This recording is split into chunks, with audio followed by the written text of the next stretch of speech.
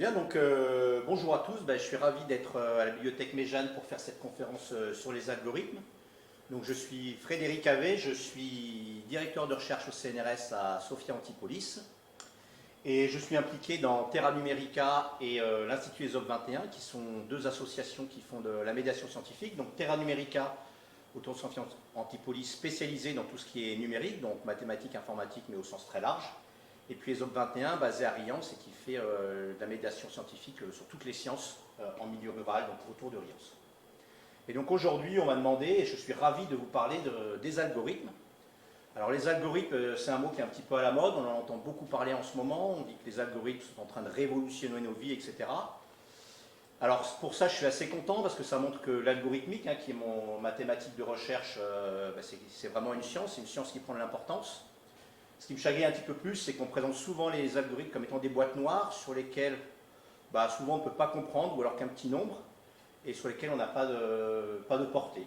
Et donc le but de cette conférence, c'est de vous montrer l'inverse, c'est d'essayer de vous inciter à comprendre les algorithmes et à comprendre les algorithmes. Bien, donc d'abord on va essayer d'expliquer un petit peu ce qu'est un algorithme. Alors qu'est-ce que c'est un algorithme? Alors si on regarde la définition du dictionnaire, c'est simplement une suite d'instructions. Et plus généralement, c'est quelque chose, on prend des entrées, on effectue cette suite d'instructions, et puis on a des sorties. Alors c'est peut-être pas assez parlant, alors un exemple que j'aime bien citer, qui est assez typique, puisqu'on en fait tous en fait des algorithmes, c'est la recette de cuisine. Alors en fait, on peut prendre des entrées, donc typiquement si l'entrée que je prends c'est de la farine, des œufs, du sucre et de l'huile, et après j'effectue un algorithme, donc c'est trois instructions successives.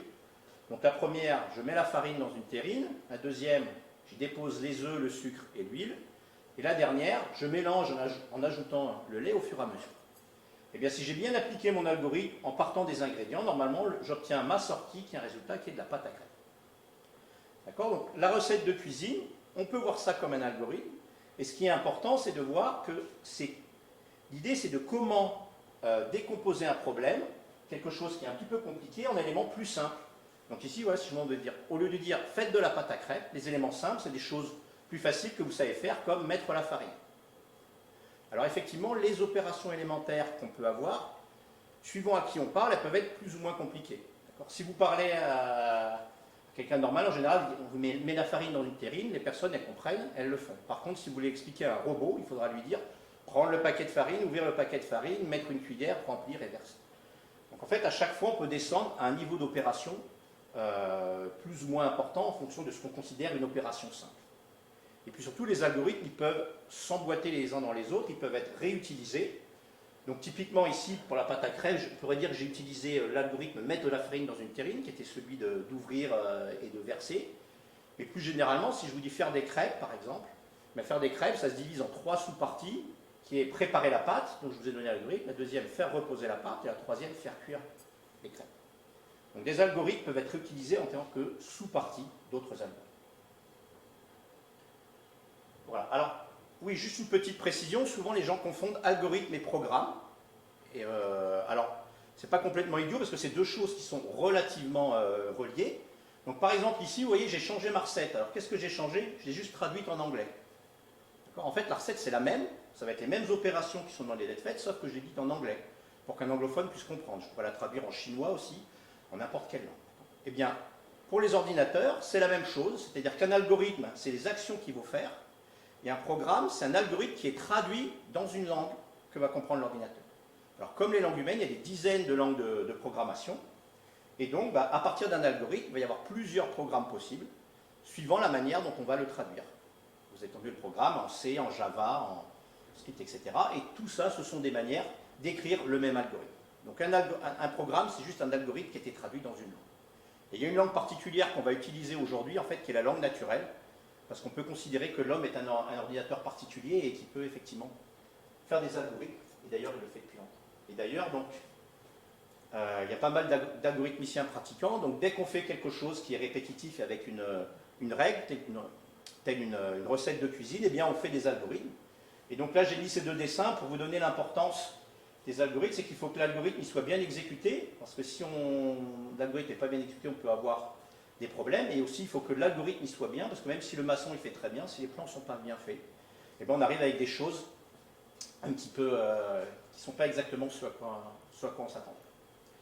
Bien, alors évidemment, en général, recette de cuisine, faire du tricot, même si on peut voir ça comme des algorithmes, en général, quand on parle d'algorithme pour résoudre des problèmes mathématiques à l'aide d'un ordinateur. Alors, on va voir un petit peu comment ça va et ce que c'est que ces choses-là et comment c'est apparu. Alors, l'origine d'abord du mot algorithme, eh bien, ça vient de ce savant perse qui vivait vers 800 et qui s'appelait, alors là c'est son nom en entier, je vous le passerai, mais qui s'appelait Al-Khwarizmi. Et c'est son nom qui, en étant déformé petit à petit, Al-Khwarizmi veut dire algorithmie, puis algorithme. Et donc, Al-Khwarizmi, c'est un des plus grands mathématiciens de tous les temps, et ce qu'il a fait à son époque, c'est qu'il a écrit des traités qui recensaient toutes les connaissances mathématiques de l'époque. Alors, il écrit un traité le plus célèbre, qui est un abrégé du calcul par la restauration et la comparaison, qui est en fait le premier traité d'algèbre. Et d'ailleurs, le mot algèbre vient de ce nom-là, parce que vous voyez ici, restauration, ça se dit al-jabr en arabe, ce qui a donné algèbre. Mais le livre duquel je vais vous parler aujourd'hui, c'est celui dont on n'a plus trace directe, on n'a que des traductions, c'est celui qui s'appelait Traité du système de numération des Indiens. Et en fait, il recensait tous les algorithmes de calcul avec des chiffres arabes. Ce que nous, on appelle les chiffres arabes, en fait, les Arabes les ont empruntés aux Indiens et nous les ont transmis. Et vous voyez ici, alors je ne sais pas si on voit bien, mais ici, il y a la traduction en latin et tous les livres commençaient par Dixit Algorithmi. Et donc, c'est pour ça qu'on les a appelés algorithmes. Alors, qu'est-ce que c'est que ces algorithmes avec les chiffres arabes? Eh bien, en fait, vous les connaissez tous, ces premiers algorithmes que vous avez sûrement rencontrés, on les voit tous à l'école primaire. C'est comment faire une addition, une soustraction, une multiplication. Donc, quand on vous explique comment faire une addition, eh bien, on vous dit que vous avez besoin de savoir comment deux chiffres s'additionnent, savoir poser une retenue, et à partir de là, vous pouvez faire la somme de nombres aussi longs que vous voulez. Donc, des nombres ou des grands nombres. Simplement en ayant la connaissance des additions de deux chiffres. Vous pouvez aussi faire, si vous regardez ici une multiplication, alors là, l'algorithme est plus compliqué, mais tout le monde arrive à le faire quand même. Donc, on commence par multiplier le premier chiffre, donc du bas, avec le nombre. Donc ça, il y a un petit algorithme pour le faire, là aussi avec retenue. Quand je fais 4 plus 4, je sais que ça fait 16, je retiens 1, etc. Et puis donc, on écrit le premier résultat, ensuite on se décale, on écrit le produit avec l'autre, etc. Et à la fin, une fois qu'on a ici les 5 nombres, on fait la somme. Donc vous voyez que l'algorithme de la multiplication, il contient à l'intérieur de lui-même l'algorithme de l'addition. Et ça, ce sont les premiers algorithmes, et ça marche pour tous les nombres. Et ça, en fait, c'est des choses qui ont été très très importantes. Ça a été une véritable révolution, parce qu'à l'époque, avant qu'ils arrivent, au Xe siècle en Europe, donc transmis par les musulmans qui occupaient l'Espagne, eh bien, on comptait avec les chiffres romains. Alors si vous connaissez les chiffres romains, les chiffres ils changent suivant que c'est une dizaine, une centaine, etc. C'est des lettres différentes. Le positionnement, 4, ça s'écrit un I devant un V avant le 5, c'est pas très pratique. Et faire des additions et des multiplications avec des chiffres romains, c'est un calvaire. Et du coup, alors on parle aujourd'hui de révolution algorithmique, mais la véritable révolution algorithmique, elle a déjà eu lieu, et en fait elle a eu lieu à la fin du Moyen-Âge, quand on a commencé à introduire justement les algorithmes, c'est-à-dire les méthodes de calcul avec les chiffres arabes. Alors ça ne s'est pas fait très rapidement, même si au départ, alors les premiers traités qui doivent en parler, c'est quelque chose qui vient de Gerbert d'Aurillac, qui est devenu pape en l'an 1000, qui est devenu Sylvestre II, donc quand même pape, quelqu'un qui était quand même assez haut placé.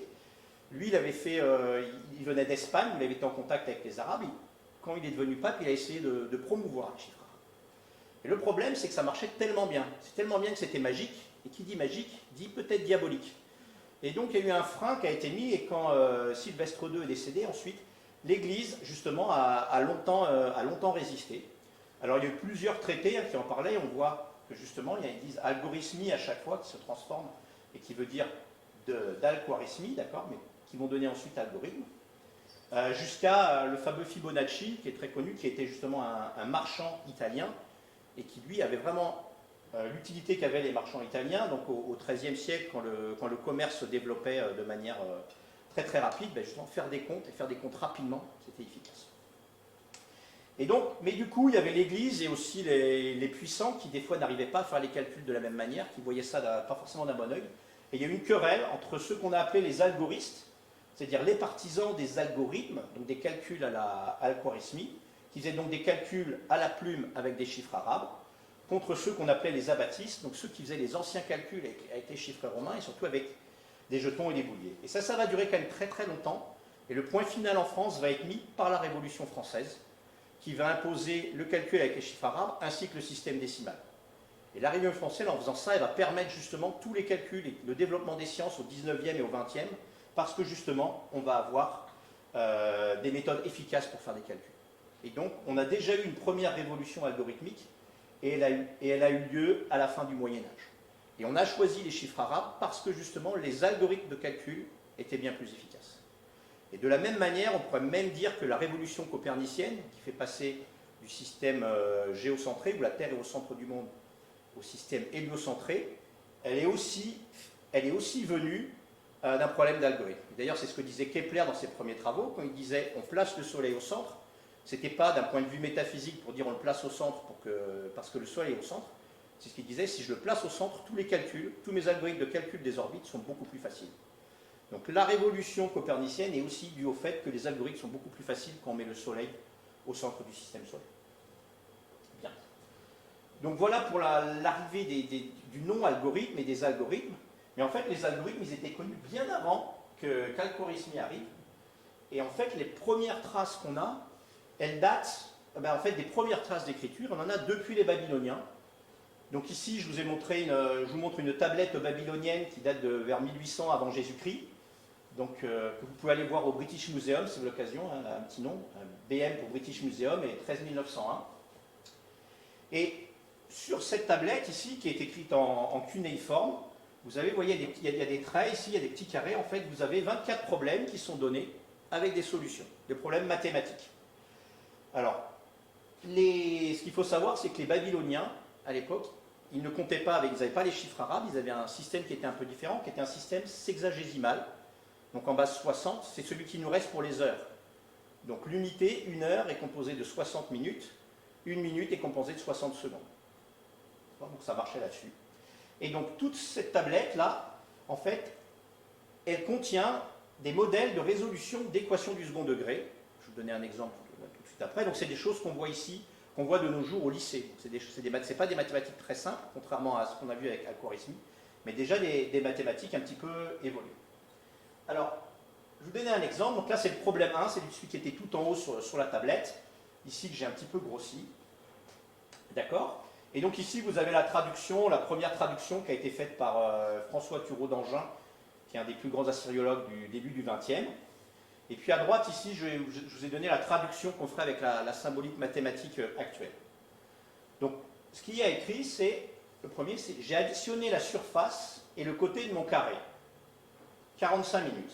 Alors, comment traduire ça? On a un carré de côté x.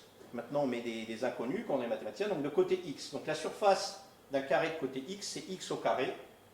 Donc, il a additionné la surface x au carré et le côté x. Donc, il a fait x au carré plus x. Et il a obtenu 45 minutes. 45 minutes, c'est 3 quarts d'heure. D'accord? Donc, ça fait 3 quarts. Donc, en fait, ce qu'ils nous disent, c'est qu'ils ont l'équation x au carré plus x égale 3 quarts. Et toute la suite, c'est comment la résoudre.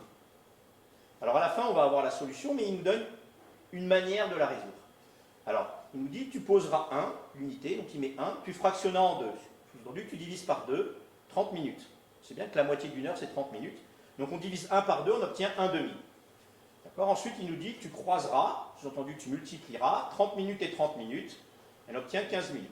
Ça revient à faire 1 demi fois 1 demi égale 1 quart. Et enfin, il dit que tu ajouteras 15 minutes, donc le résultat qu'il vient de trouver, à 45 minutes, celui qui est au-dessus, elle obtient 1. D'accord? 45 minutes plus 15 minutes, ça fait 60 minutes, c'est-à-dire 1 heure, ça fait 1. Bon, donc là, il nous fait en fait les additions, x au carré plus x qu'il avait avant, qui valait 3 quarts plus 1 égale 1. Et là, ce qu'il marque, c'est que c'est le carré de 1. Et donc là, ce qu'ils utilisent, et là, c'est pas écrit, c'est en fait, c'est que x plus 1 demi au carré est égal à x au carré plus x plus 1 quart. Ça, c'est quelque chose qui n'est pas écrit, mais qu'on pense qu'il connaissait. Je vais vous expliquer un peu pourquoi. Et donc, il dit, si c'est le carré de 1, si je prends la racine carrée de ce nombre, j'aurai x plus 1 demi. Donc, il nous dit, donc, x plus 1 demi doit être égal à la racine de 1, c'est-à-dire 1. Et donc, pour avoir la solution, pour trouver x, il suffit de faire 1 moins 1 demi.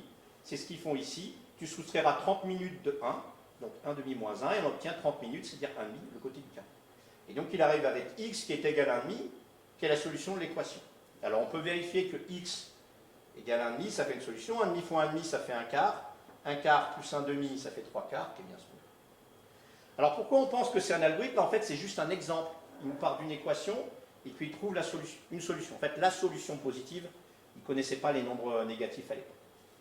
Et en fait, on pense que ça, en fait, c'est un exemple d'algorithme plus compliqué, c'est-à-dire qu'il savait résoudre les équations de type x au carré plus ax est égal à grand B, d'accord? Donc a et b sont des données au départ, a et grand B, et il faut trouver x. Alors pourquoi on suppose ça? C'est parce que là, je vous ai fait le problème 1, mais si vous en faites une dizaine sur la même tablette, c'est exactement ça qui résolve avec, à chaque fois, les étapes. Donc ils n'ont pas vraiment décrit l'algorithme en entier, mais ils ont donné des exemples d'application de l'algorithme. Et donc l'algorithme qu'il faisait, s'il disait je calcule a sur 2, donc ici c'est pour a égale 1, d'accord, et b égale 3/4, donc ça donnait 1,5. Ensuite on calcule a au carré, c'est-à-dire en faisant a sur 2 fois a sur 2, a carré sur 4, pardon. Ensuite on calcule la somme de grand B plus a carré sur 4, on obtient un nombre, et ils savent que ce nombre, par l'inégalité, par l'égalité qu'ils connaissaient sûrement, parce que c'est une égalité facile à montrer avec des rectangles, ils savent que c'est x plus a sur 2 au carré. Et donc là, il y a un trou dans l'algorithme, c'est qu'ils disent qu'il faut calculer la racine carrée de s. Et calculer la racine carrée de s, ça c'est pas facile et c'est même impossible parce que c'est les nombres irrationnels. On ne connaissait pas les irrationnels.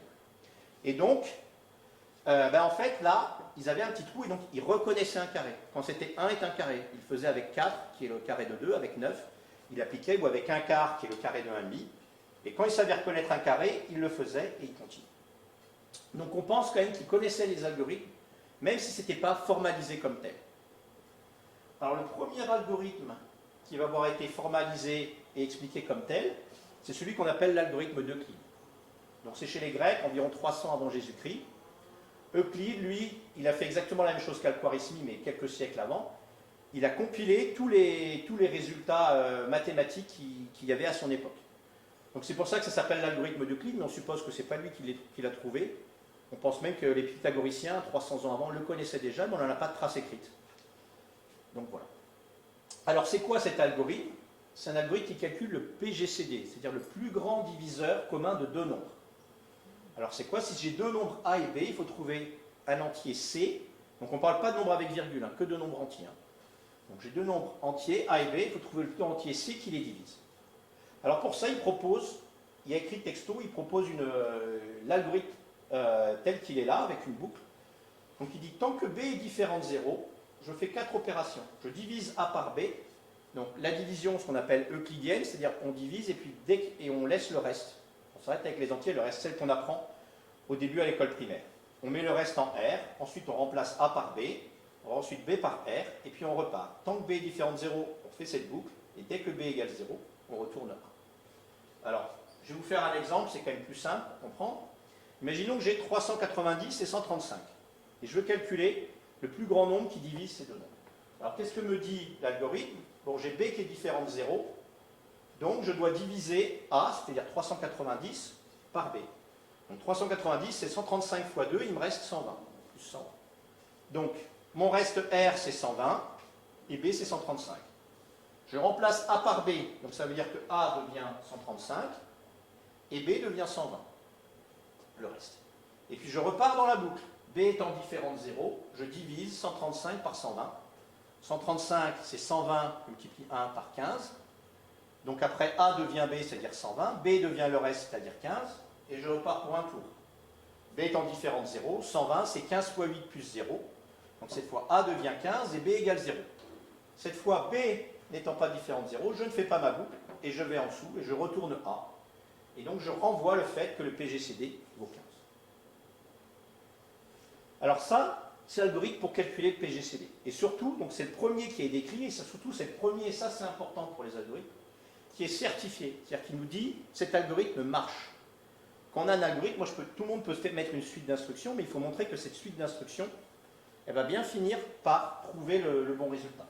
Et donc, il faut d'abord montrer que ça finit, que l'algorithme s'arrête, parce que ça ne tourne pas en boucle et en boucle. Et donc là, pour montrer que l'algorithme termine, c'est assez facile, et les Grecs l'avaient déjà remarqué, c'est qu'en fait, vous voyez que B, à chaque fois, on remplace B par R. Et le reste, il est toujours plus petit que R. Donc à chaque fois, on diminue B.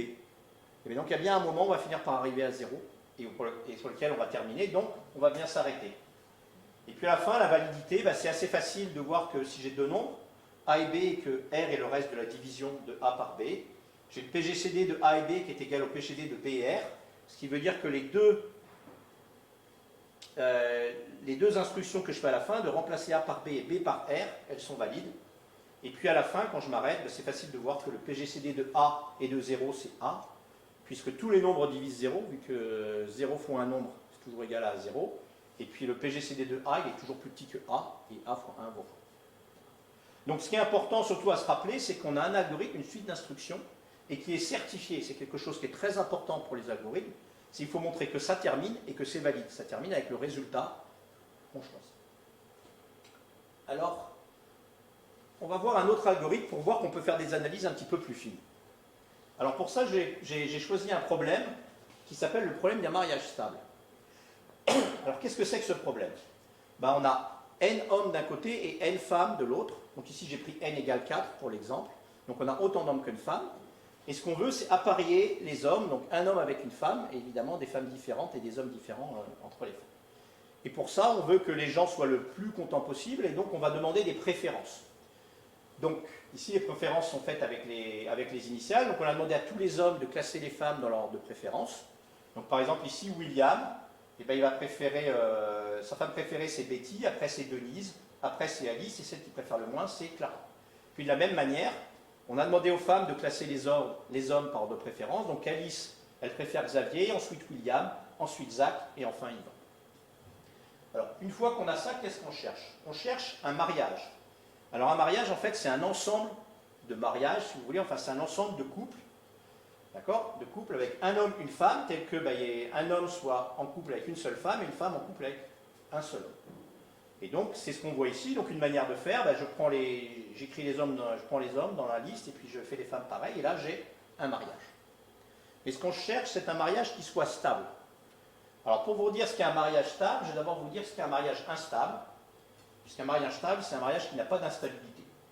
En fait, un mariage est instable si jamais j'ai un homme et une femme qui préfèrent se mettre ensemble plutôt que de rester avec leurs partenaires respectifs.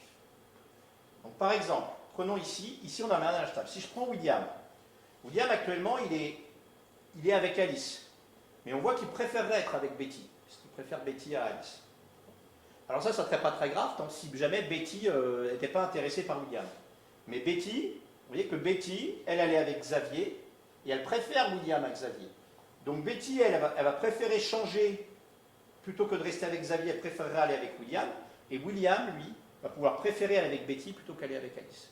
Et donc si on laisse les choses se faire naturellement, entre guillemets, William et Betty vont se mettre ensemble, et Xavier et Alice vont se retrouver seuls. Donc ça, c'est une instabilité. Et donc ce qu'on veut, c'est un mariage stable qui n'a pas d'instabilité. Alors là, je vous ai donné un mariage stable. D'accord? Donc on peut vérifier en fait que à chaque fois qu'un homme a envie de changer pour une femme, celle-ci n'est pas intéressée pour lui. Donc par exemple, si je prends William, pour l'instant il est avec Denise. Donc la seule femme avec qui il pourrait préférer partir, c'est Betty. Mais Betty, Betty, elle, pour l'instant, vous voyez, elle est avec Yvan, et elle préfère Yvan à William. Donc si William a envie d'aller avec Betty, Betty, elle n'a pas envie d'aller avec William, donc c'est stable. Si je regarde Xavier et Yvan, eux, ils sont avec leur femme préférée, donc ils n'auront jamais envie de changer, pour l'instant. Et puis, si je regarde Zach, lui, il est dans la même situation que William. Il est avec Alice. Il préférerait éventuellement pouvoir aller avec Denise.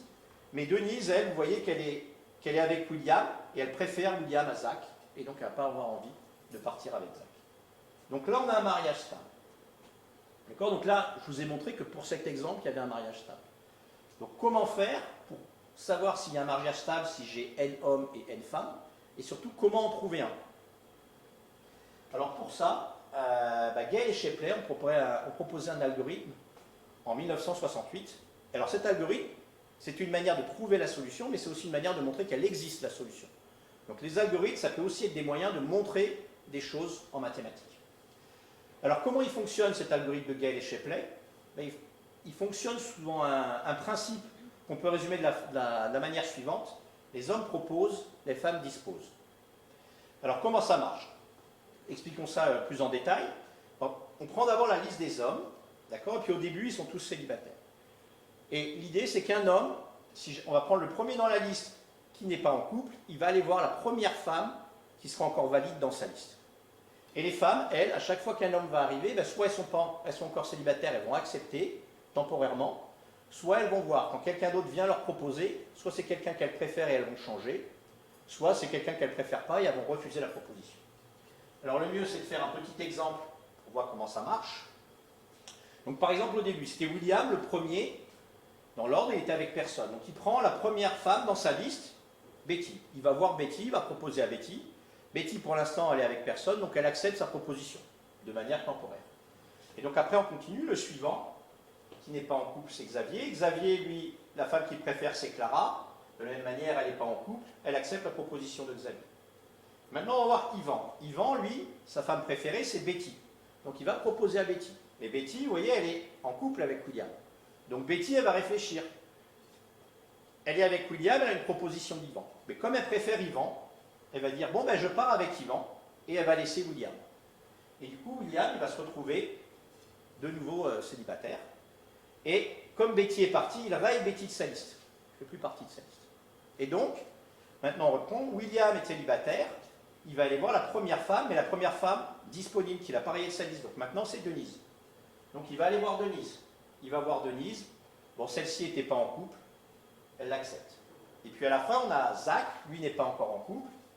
Donc lui, il va aller voir la première femme sur sa liste, c'est Denise. Donc il va proposer à Denise. Denise, elle est avec William, mais elle préfère William à Zach. Donc Zach arrive, lui fait une proposition, elle dit, bah non, j'ai mieux que toi. Et elle refuse la proposition de Zach. Et du coup, Zach, il raye Denise de sa liste. Et il va voir la suivante. La suivante sur sa liste, c'est Alice. Alice n'est avec personne, donc Alice accepte la proposition de Zach. Et puis là, l'algorithme s'arrête parce qu'on voit que tous les hommes sont couplés avec une femme. Et donc, on a un mariage. Alors, pour ceux qui ont une bonne mémoire, le mariage stable que je vous ai montré pour le problème il y a quelques minutes, c'était celui-là. Donc là, on a un mariage stable. Mais, si je veux montrer que mon algorithme fonctionne, il faut que je montre sa validité, c'est-à-dire qu'il s'arrête et qu'il trouve la bonne solution dans tous les cas. Alors, c'est ce qu'on va faire. Montrer qu'il termine. Alors, pour montrer qu'il termine, ce n'est pas très compliqué. Vous avez vu que les hommes, à chaque fois, ils proposent à une femme, et puis si jamais soit elle les refuse, soit elle les refusera plus tard, mais après, il les raye de la liste, une fois qu'il est refusé par une femme. Et donc, il ne se propose qu'une seule fois à chaque femme. Et même à chaque fois, il propose à des femmes qu'il préfère de moins en moins au cours de l'algorithme. Les femmes, à l'inverse, elles vont recevoir des propositions et à chaque fois, elles vont augmenter leurs préférences. Elles vont être à chaque fois en couple avec des hommes qu'elles préfèrent de plus en plus. Et donc, comme les hommes ne se proposent qu'une seule fois, donc il y a N hommes, il y a N femmes, donc chaque homme va faire N propositions plus, une à chaque femme. Et donc, N fois N, donc on termine en N fois N égale N carré étape au plus. Donc moi, quand j'avais 4 hommes et 4 femmes, je sais que j'ai terminé en plus 16 étapes. Alors attention, là je dis bien c'est au plus, c'est dans le pire des cas. Il y a des cas où je vais avoir besoin de ces 16 étapes. Et vous voyez que sur l'exemple que je vous ai donné, souvent, je vais plus rapidement. J'ai besoin que de 6 étapes, si vous vous rappelez. Donc là, on montre que ça termine, et c'est important à un certain nombre d'étapes, mais c'est dans le cas le pire. Et puis il faut montrer que c'est valide. Donc il faut montrer qu'il n'y ait pas d'invalidité. Il n'y a pas d'instabilité. Donc supposons qu'il y ait une instabilité entre deux couples. Donc supposons que je prenne deux couples, l'homme 1 et femme 1, homme 2 et femme 2. Donc une instabilité, ça serait si l'homme 2 voulait partir avec la femme 1 plutôt que de rester avec la femme 2, et que la femme 1 elle-même voudrait partir avec l'homme 2 plutôt que de rester avec l'homme 1. On va montrer que ça n'existe pas. Donc supposons que l'homme 2, lui, il ait envie de partir avec la femme 1 parce qu'il la préfère à F2. S'il préfère F1 à F2, je vous ai dit, au cours de l'algorithme, les hommes ils proposent d'abord aux femmes qu'ils préfèrent et ensuite à celles qu'ils préfèrent le moins. Donc s'il est avec F2, donc il a proposé à F2, et comme il préfère la femme 1 à la femme 2, il a déjà été faire une proposition à la femme 1. Et s'il n'est plus avec la femme 1, c'est qu'elle l'a rejeté à un moment ou à un autre. Soit elle l'a rejeté quand il lui a fait la proposition, parce qu'elle était avec quelqu'un qu'elle lui préférait, soit elle s'est mise temporairement avec lui, puis elle est partie avec un autre qu'elle lui préférait. Dans les deux cas, à un moment, elle a été avec quelqu'un qu'elle préférait avec l'homme 1, qu'elle préférait à l'homme 2. Et comme je vous ai dit que les femmes, leur préférence augmente, l'homme avec lequel la femme 1 est à la fin est quelqu'un qu'elle préfère à l'homme qu'elle était au moment où elle a quitté l'homme 2, et donc est quelqu'un qu'elle préfère à l'homme 2. Et donc la femme 1 préfère l'homme 1 à l'homme 2. Donc si l'homme 2 a envie de partir avec la femme 1, la femme 1, elle, n'a pas envie de partir avec l'homme 2. Et donc c'est stable. Donc on n'a pas d'instable. Et donc ça, voilà, donc voilà pour ce plan de mariage stable. On va continuer un petit peu, mais c'est un algorithme qui a eu énormément de succès. Donc, comme beaucoup d'algorithmes au début, donc en 68, quand il a été créé par Gale et Shapley, c'était des travaux qui étaient purement théoriques. Et puis dans les années 80, il y a un troisième larron, Alvin Roth, un autre chercheur américain, mais en économie, lui, qui va appliquer cet algorithme et des variations de cet algorithme à des problèmes d'affectation et de couplage, et en particulier à l'affectation des internes dans les hôpitaux américains. À l'époque, c'était en tension, ils avaient très peu d'internes, et il y avait des processus assez compliqués pour que les hôpitaux se les arrachaient, etc. Et ce n'était pas très efficace, et donc ils ont utilisé un algorithme dérivé des mariages stables pour faire cette affectation. Et après, donc, ils ont étudié tous ces algorithmes, etc. Et il y a eu d'autres succès qui ont eu quelques retentissements, donc notamment dans les années 2000, ça a été utilisé pour l'appariement des donneurs et des receveurs de greffe de rein. Donc pour justement avoir une meilleure adéquation entre donneurs et receveurs et avoir plus de greffes, et surtout des greffes avec des compatibilités qui étaient meilleures. Ça a bien marché, donc je passe plein de résultats, et donc toutes ces applications ont eu tellement d'importance que bien, ils ont eu le prix Nobel en 2012. Alors quand je dis ils, ben, c'est juste Shapley et Roth, parce que David Gale lui était décédé quelques années auparavant, et on ne décerne pas le prix Nobel à quelqu'un de décédé. Donc il ne l'a pas eu, mais dans l'esprit, il aurait dû l'avoir. Et puis on va en reparler un petit peu après, mais c'est utilisé de nos jours dans les logiciels, donc depuis admission post-bac en 2009, et qui maintenant est devenu Parcoursup, d'accord, donc pour affecter les lycéens, enfin les bacheliers aux études supérieures. Et donc on va revenir.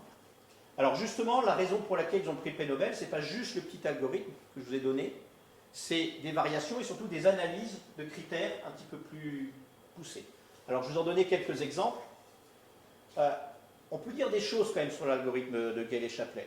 Parce que donc, des mariages stables, en fait, il peut y en avoir plusieurs, il peut y en avoir même beaucoup. Et l'algorithme de Gale et Shapley, il en trouve un seul. Et il se trouve que celui-ci n'est pas n'importe lequel. Alors vous voyez qu'il y a une asymétrie assez grande dans le rôle des hommes et des femmes dans l'algorithme, puisque comme je vous l'ai dit, les hommes proposent, les femmes disposent. Alors on pourrait avoir intuitivement, là les publicitaires proposeraient ça, ils diraient c'est bien pour les femmes, c'est elles qui choisissent, donc c'est avantageux pour elles. Eh bien en fait pas du tout. Ce qu'ont montré les mathématiciens, c'est qu'en fait, les hommes, en faisant cet algorithme, ils terminent avec leur meilleur choix possible. Alors ça veut dire quoi? C'est-à-dire que parmi tous les mariages stables qu'il y a, si je prends un homme, parmi tous ces mariages stables, il va avoir un certain nombre de femmes avec qui il va pouvoir être couplé. Et bien à chaque fois, l'algorithme de Shapley, il va le mettre avec la femme qui est celle qu'il préfère parmi toutes celles qu'il pouvait avoir dans un mariage stable. Donc il va avoir en quelque sorte sa meilleure partenaire possible. A l'inverse, les femmes, elles ont le pire, le plus mauvais choix. D'accord? Donc je ne sais pas s'il faut en tirer des conséquences pour la vie de tous les jours, mais c'est comme une incitation à proposer plutôt qu'à disposer, en quelque sorte, si on fait cet algorithme. Et du coup, ça c'est intéressant à savoir, justement, parce que pour savoir qui est-ce qui joue le rôle des hommes et qui est le rôle des femmes.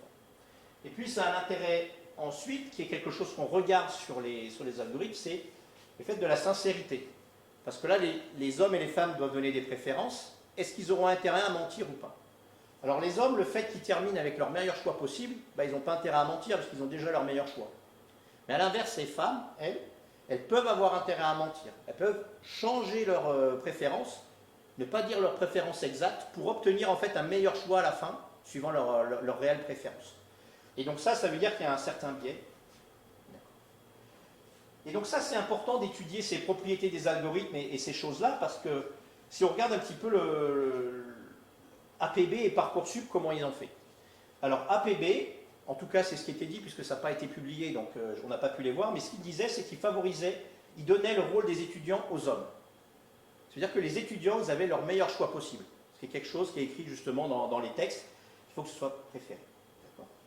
Et maintenant, Parcoursup, ben, c'est l'inverse. Les étudiants ont le rôle des femmes, donc en quelque sorte, c'est les universités ou il y a des universités qui ont leur choix préféré et les étudiants qui ont leur moins bon choix. Mais ce qui est assez marrant, enfin ce qui est assez rigolo qu'il faut voir, c'est qu'en fait, quand on faisait APB, un des reproches que les gens faisaient, c'est qu'ils faisaient leur choix et ensuite l'algorithme moulinait et on leur donnait une réponse, une seule. Et ils avaient l'impression effectivement que c'était opaque, qu'on n'y comprenait rien, et à juste titre aussi parce que APB n'a jamais été publié, donc on n'a pas pu le voir, on n'a pas pu leur expliquer. Et donc c'était bizarre. Alors que maintenant avec Parcoursup, en fait, leur choix ils ne le font pas. Les hommes viennent proposer, enfin les hommes, c'est-à-dire les universités viennent proposer, et eux ils disent oui ou non. Et ils ont l'impression de mieux choisir. Mais en fait, dans les faits, ils ont peut-être des choix qui sont moins bons. Et en plus, ils pourraient avoir intérêt à ne pas être sincères dans leur vœu. Et donc ce qui est assez intéressant, c'est de voir qu'on est peut-être passé d'un algorithme qui était favorable aux étudiants à un algorithme qui était défavorable, peut-être aussi parce qu'ils le souhaitaient, parce qu'ils ne le comprenaient pas, etc. Donc il y a une notion qu'il faut avoir maintenant dans la société, c'est une nécessité d'avoir des algorithmes qui sont acceptables par la société. Et pour que les algorithmes soient acceptables, eh bien, il faut qu'ils soient compréhensibles. Donc pour qu'ils soient compréhensibles, il y a deux manières. Il y a d'une part de faire des algorithmes simples et de prendre la peine de les expliquer aussi, ce qui n'a pas toujours été le cas pour APB et Parcoursup, vu que c'est toujours pas public complètement. Et il y a aussi compréhensible, c'est former la population au fait qu'ils deviennent compréhensibles, donc les former un petit peu à comprendre les algorithmes. Donc c'est un petit peu... voilà. Bien. Alors maintenant, je vais passer à un autre type d'algorithme, où là, on ne cherche pas une solution, mais on va chercher une solution optimale, un algorithme d'optimisation. Donc ici, j'ai un graphe. Donc un graphe, c'est quoi? C'est un ensemble de sommets, ici, qui sont représentés par des ronds, et qui sont reliés par des arêtes. C'est les traits entre les deux ronds, entre les ronds. Donc là, vous avez un certain nombre de sommets reliés par des arêtes. Et ce qu'on veut, c'est colorer le graphe. Ça veut dire quoi? C'est donner des couleurs au sommet, okay, de manière à ce que deux sommets qui sont reliés par une arête aient des couleurs différentes. Donc par exemple, on veut que ce sommet-là et ce sommet-là n'aient pas la même couleur, donc ils sont reliés par une arête. Donc ça, c'est un jeu qui est enfantin. Quand je fais de la médiation, on le propose dès la maternelle aux élèves.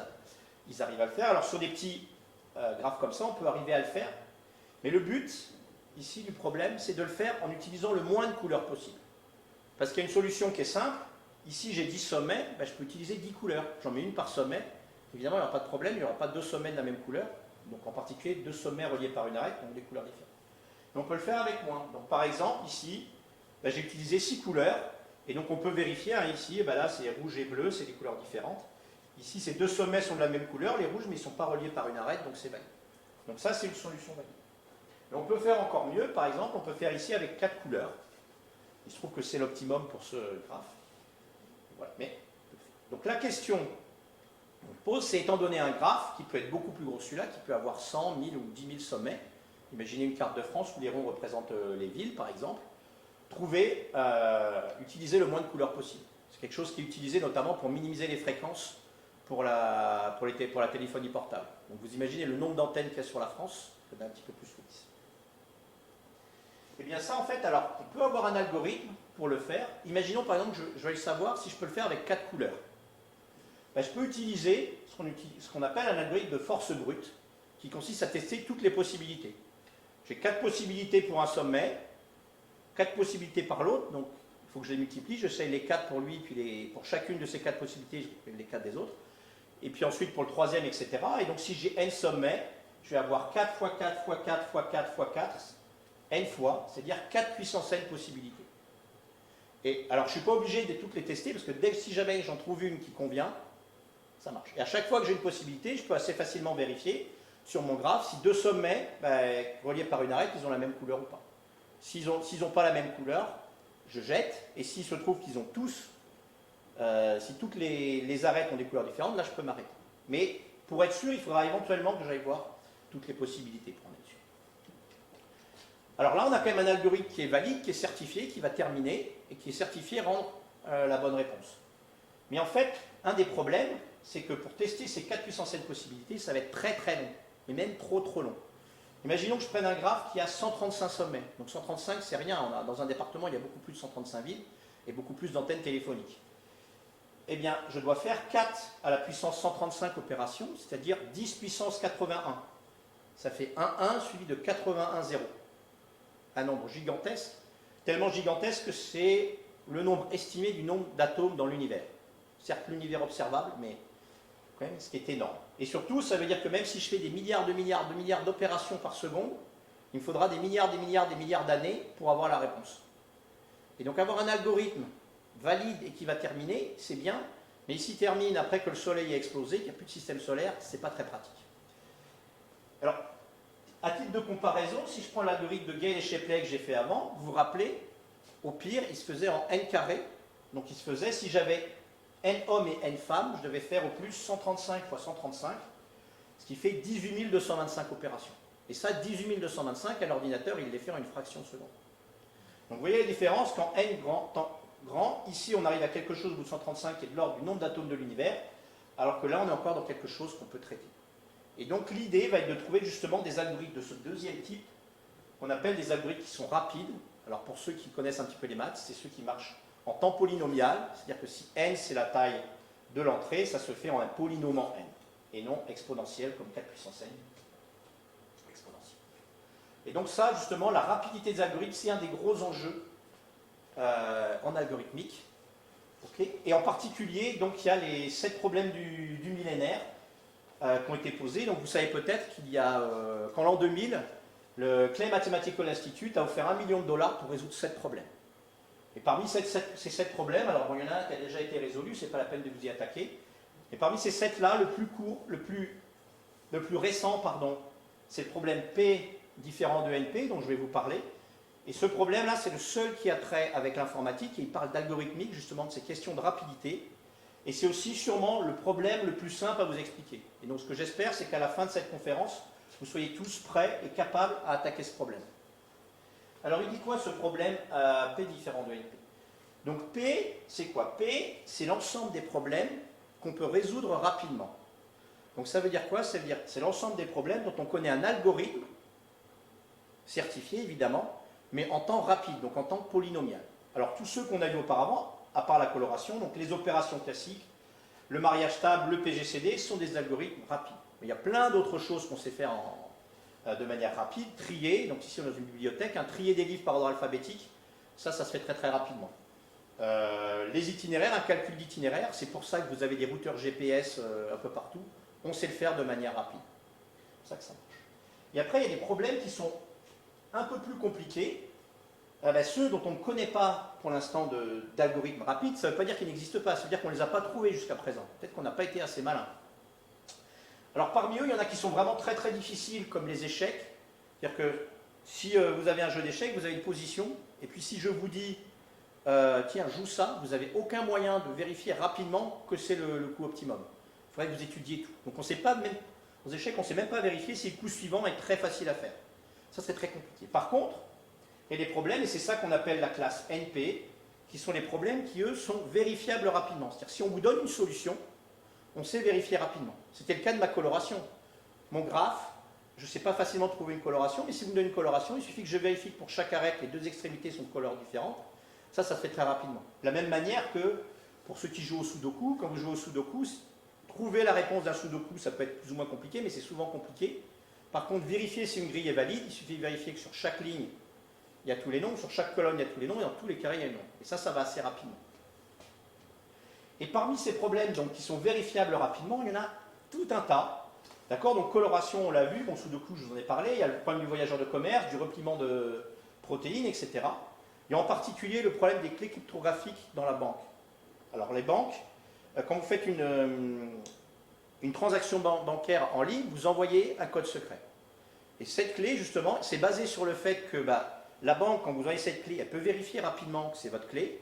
Mais par contre, pour trouver la clé, c'est compliqué. D'accord? Parce que si c'était facile, n'importe qui pourrait pirater votre compte. Donc, les transactions bancaires sont basées sur le fait que le problème des clés cryptographiques sont vérifiables rapidement, mais pas résolubles rapidement. Et en fait, le problème P différent du NP, c'est justement de savoir est-ce qu'il y a des problèmes qui sont vérifiables rapidement et non résolubles rapidement. Sachant que ce n'est pas parce qu'un problème est vérifiable rapidement qu'on ne va pas trouver de solution rapide. Par exemple, savoir si un nombre est premier, si j'avais fait la conférence il y a 20 ans, je vous aurais dit, j'aurais mis dans la zone bleue, on ne connaissait pas d'algorithme rapide. Depuis 2006, on en connaît. Ceci dit, les gens pensent, alors c'est peut-être vrai, c'est peut-être faux, mais la très grande majorité des chercheurs du domaine pensent que la plupart des problèmes qui sont en bleu ne sont pas dans la partie rouge, c'est-à-dire que des problèmes qui sont vérifiables rapidement, mais qui ne peuvent pas être résolus rapidement. C'est-à-dire qu'on ne pourra pas trouver d'algorithmes qui peuvent le faire. Et pour prouver ça, donc c'est ça la conjecture P différent de NP, elle dit ça. On va dire pour prouver ça, c'est montrer que pour une infinité de problèmes, on ne pourra pas trouver des choses. Non, mais il y a quelque chose qui est très rigolo et qui est très sympa, c'est qu'en fait, parmi ces problèmes vérifiables rapidement, il y en a un certain nombre qu'on appelle les problèmes NP complets, pour lesquels il a été montré que si on trouvait un algorithme rapide pour en résoudre un, alors on pouvait résoudre tous les autres. Si par exemple je réjoue coloration, si je trouve un algorithme rapide pour faire coloration, alors je sais faire aussi le repliement de protéines rapidement, je sais faire la clé cryptographique rapidement, etc. Je sais tous les faire. Pourquoi? Parce qu'on a un algorithme qui fait des opérations simples, un bout de coloration, des opérations simples, et qui fait par exemple repliement de protéines. Donc il suffit en fait, pour prouver que P égale NP ou P différent de NP, il suffit de s'attaquer à un des problèmes, il y en a des milliers, vous pouvez choisir votre problème favori, et de montrer que soit on peut le résoudre rapidement, auquel cas vous pouvez P égale NP, ce qui n'est pas ce que les gens pensent le plus, mais pourquoi pas, ou de montrer qu'il n'existe pas d'algorithme rapide, mais pour ce problème-là. Et là, vous prouvez que P est différent de NP. Donc voilà. Alors pour terminer, les gens pensent justement qu'il y a des problèmes qu'on ne peut pas résoudre rapidement. Et du coup, ça c'est un problème parce qu'on les a quand même ces problèmes. Alors on veut quand même les résoudre. Alors il y a plusieurs attaques qui ont été faites. On peut s'attaquer à des cas particuliers parce qu'en général, les instances des problèmes qu'on a, on n'a pas les résoudre pour tous les cas. Et donc on essaie de trouver la structure des cas pour que ce soit plus simple. Par exemple, pour mon problème de cas de coloration, eh bien, si je prends des graphes planaires, c'est-à-dire qu'on peut dessiner dans le plan sans que deux arêtes se croisent, on sait qu'on peut tous le faire avec 4 couleurs. Donc le problème, il est facile dans ce cas-là, le problème de cas de coloration. On peut aussi chercher un algorithme approché, c'est-à-dire trouver un algorithme rapide qui ne trouve pas une solution optimale, peut-être pas mal. Tout à l'heure, quand j'ai coloré, au début, j'ai utilisé 6 couleurs. Mais ça peut suffire, même si ce n'est pas l'optimum. D'accord? Et du coup, là, il y a tout un pan qui cherche justement à certifier l'erreur, à garantir que l'erreur n'est pas trop grande. Mais là aussi, on pense qu'il y a des problèmes, notamment en coloration, pour lesquels on ne peut pas certifier l'erreur. Et donc après, on est réduit à faire ce qu'on appelle des heuristiques, c'est des algorithmes qui sont rapides, mais pour lesquels on n'a aucune garantie sur le temps pour lequel ça va marcher. Et parfois, des algorithmes d'approximation, aucune garantie pour l'approximation, mais qui en pratique marchent bien. Tout à l'heure, vous avez vu pour Gale-Shapley, je vous ai dit on peut le faire en O plus 16 étapes, mais pour mon problème, ça avait été 6. Donc souvent, on sait que pour certains cas très particuliers, il faudra attendre des milliards d'années, mais la plupart du temps, on a un peu l'anti-loi de Murphy. Très très souvent, ça va beaucoup plus vite. D'accord? Alors pour ça, il y a eu des tas d'heuristiques qui ont été faites. Je n'ai pas le temps de vous les expliquer, mais on a les algorithmes boutons, les algorithmes les plus simples. Ensuite, dans les années 50, enfin à la sortie de la Seconde Guerre mondiale, il y a eu la programmation linéaire qui est sortie, qui a été peut-être la plus grosse avancée en algorithmique qui a été faite jusqu'ici. Et ensuite, on a eu plusieurs types d'heuristiques, parfois inspirés justement par la biologie, comme les algorithmes génétiques, qui consistent à prendre deux solutions et à les marier d'une certaine manière, et à faire avec un processus de sélection pour que ça s'améliore, ou utiliser des intelligences distribuées, inspirées par exemple des colonies de fourmis, etc. Et puis la dernière avancée, qui est celle dont on entend beaucoup parler en ce moment, que certains appellent l'intelligence artificielle, qui est un mot que j'aime pas beaucoup, mais que je préfère utiliser, le problème d'apprentissage automatique ou machine learning, qui lui est basé, alors pour certaines techniques justement, de réseaux de neurones artificiels, donc qui est une modélisation très très très simpliste de ce qu'on imaginait du cerveau, mais qui se trouve pouvoir faire apprendre les ordinateurs à trouver des solutions. Alors attention, ce n'est pas garanti, c'est toujours avec un certain taux d'erreur, et donc ça il faut bien l'avoir à l'esprit. Et l'apprentissage automatique a quand même marche très bien pour certains types de problèmes, donc tous les problèmes qui sont de type perception, donc perception visuelle, donc ça fait l'analyse d'images pour le diagnostic médical par exemple, ou la reconnaissance vocale, vous l'avez sur vos téléphones, et puis à l'inverse qui est à l'imitation. Vous avez peut-être vu les deepfakes, on a fait parler Obama, on avait des vidéos à s'y méprendre, et justement ça c'est un des problèmes, où on voit Obama qui dit des choses qu'il n'a jamais prononcées, et puis surtout les véhicules autonomes, qui est quelque chose de très important, où on peut apprendre à des ordinateurs à conduire, soit en s'entraînant sur des simulateurs, soit en voyant des hommes qui conduisent. Alors le véhicule autonome, il a les deux, c'est qu'il faut un côté perception, il faut qu'il analyse les images, ou pas que des images, ça peut être des radars, etc., et qui ensuite conduisent en fonction. Alors ça nous amène justement tous ces algorithmes qui effectivement ont des capacités importantes, à savoir, il faut quand même les encadrer. C'est des choses dans lesquelles la société va avoir à faire face. Il va falloir sûrement qu'on légifère, qu'on se pose des questions sur les algorithmes. Notamment, quel processus d'homologation pour un algorithme? Notamment les algorithmes d'apprentissage automatique, ils ne sont pas garantis image avec un certain pourcentage. Ceux qui reconnaissent les photos de chat, ils vous disent c'est un chat 99%. Mais il y a des fois, ils se trompent. Et il y a même les spécialistes d'image qui peuvent vous dire je prends une photo de chat, je vous la rentre et il va me dire c'est un cheval. Donc ils vont se tromper de temps en temps. Alors qu'on sait reconnaître un chat ou un cheval, ou sait reconnaître votre grand-mère sur une photo de vacances, s'ils se trompent, ce n'est pas forcément très grave. Quand c'est du diagnostic médical, ça va être le cas. Donc il va falloir, et puis comment on fait pour vérifier, etc. Et puis il y a aussi tous des problèmes de validation éthique, c'est qu'est-ce qu'on laisse faire un algorithme. Et notamment, il y a le cas pour c'est particulièrement patent pour le véhicule autonome. Il y a le fameux dilemme du conducteur. Qu'est-ce qu'on fait? Le conducteur, il arrive, pas après un virage, il arrive sur la route. Il y a des enfants à droite, un groupe de personnes âgées au milieu, et à gauche, il y a le ravin. Qu'est-ce qu'il fait? Il écrase les enfants, il prend les personnes âgées, ou il va dans le ravin, où il se sacrifie avec ses passagers. Qu'est-ce qu'on va implémenter? Alors là, c'est compliqué parce que justement, il y a des chercheurs qui ont demandé aux gens, et suivant où on habite dans le monde, on n'est pas prêt à accepter les mêmes choses. Il y en a qui ne veulent pas. Favoriser les jeunes, d'autres favoriser les riches, d'autres favoriser, peu importe. Et c'est pas pareil partout. Et même si les gens ont une idée, ils ne sont pas forcément prêts à l'accepter. Il y a une étude en Finlande, donc 80% des Finlandais sont prêts à dire qu'il faut absolument épargner les piétons en priorité. Par contre, les 2/3 d'entre eux disent oui, mais moi je préfère une voiture qui me favorise moi, évidemment. Et donc Mercedes a déjà dit, alors ça n'a pas été légiféré, mais elle a dit que ses algorithmes favoriseraient toujours les passagers du véhicule. C'est une manière de vendre. Évidemment, si on veut vendre, on va partager, etc. Et donc peut-être qu'il faudra se poser des questions. Puis il y a des questions de responsabilité, notamment pour le diagnostic scientifique. Vous avez vu que ça peut aider à le scientifique, mais c'est pareil, ils se trompent sur les chats, ils peuvent se tromper sur le diagnostic. Est-ce qu'on laisse faire les ordinateurs? Jusqu'à présent, les médecins sont toujours derrière en France, mais aux États-Unis en 2018, on a autorisé un logiciel de diagnostic pour la rétinopathie diabétique, donc une affection de l'œil, qui se fait sans médecin. Donc vous arrivez, il y a un opérateur qui ne connaît rien à rien, ni à l'informatique, ni à la médecine, qui vous met l'œil en face d'une webcam, il appuie sur le bouton, il vous donne votre diagnostic. Qui est-ce qui est responsable de ça et comment on l'autorise? Et puis évidemment, en véhicule autonome, la responsabilité en cas d'accident, jusqu'à présent c'est le conducteur. Mais si c'est plus le conducteur que c'est la voiture, qui est-ce?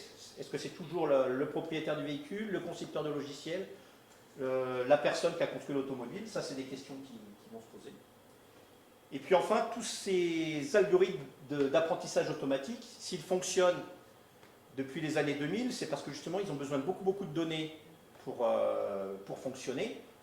Et du coup, il y a la question de l'utilisation et de la propriété des données. Et notamment dans le domaine médical, quand vous allez à l'hôpital, vous faites un scanner, qui est propriétaire du scanner? Est-ce que c'est vous? Est-ce que c'est l'hôpital? Est-ce que c'est le médecin? Est-ce que c'est la Sécu, etc.